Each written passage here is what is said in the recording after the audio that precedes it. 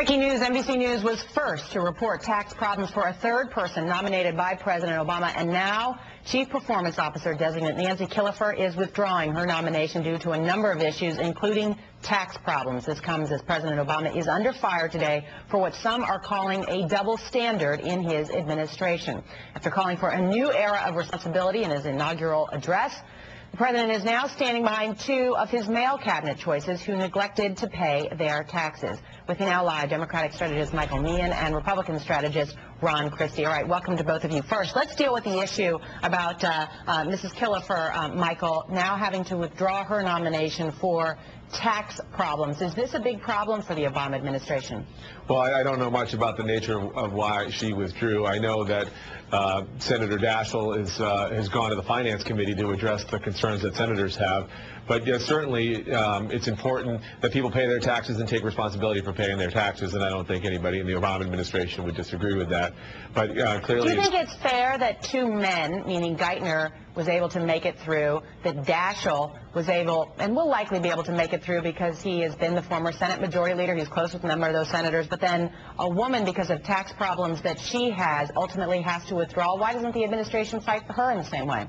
Well, I don't know much about the reason why she withdrew, just what you all just reported in the last few minutes here, Senator, so I don't know whether tax errors are a gender-specific problem. We do know the specifics of Mr. Geithner and Senator Daschle's issues, and people can make judgments upon them. I mean, Senator Daschle self-reported these errors, accepted responsibility for them, paid them in full, and asked for the apology of the Obama administration and the senators who need to confirm But Ron, what him. about the optics of all this, the ones that I just pointed out, without the details? I mean, we know the details of Daschle's, and they're not pretty because it's for a limo and a driver. What about the optics of all this? Nor the optics in this are terrible, and I think the president is being ill-served not only by the head of his presidential personnel office, which handles the vetting of these appointments, but also by his White House chief of staff. These are issues that should be vetted very early in the process. The Bush administration had a process in place that one of the first questions on the questionnaire that applicants filled out was, have you paid all of your income taxes?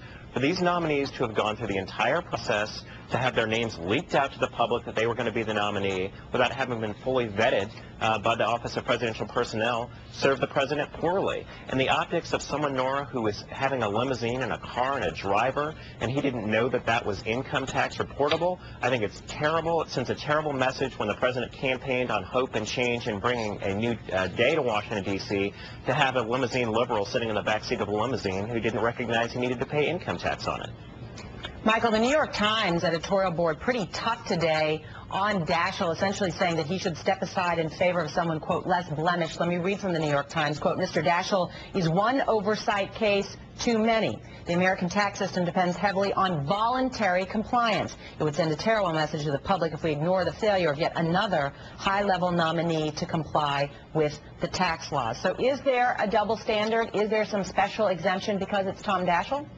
Well, the U.S. Senate gets to decide whether he serves as the secretary, and he apologized to the members of the Senate yesterday in the Finance Committee, and he does have the trust of the president to deal with the issues of health care.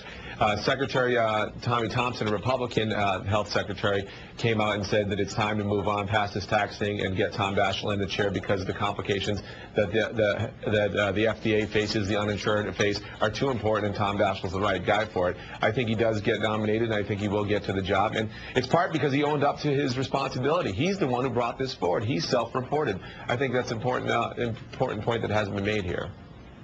6 months after he thought it might be an issue. Actually, people exactly. Michael, ahead, with all good due respect, my friend, it's ridiculous. I'm sick and tired of this. Oh, he self-reported. Oh, he brought this to the committee. It's true. One of the responsibilities you have to be as an American citizen is to pay your taxes. He didn't pay his taxes for years. He racked up hundreds of thousands of dollars of liability. If that were me, Michael, or if it were you, we'd be going to jail. They wouldn't be saying, oh, we accept your apology, Mr. Meehan. We'd be in jail consulting a tax lawyer.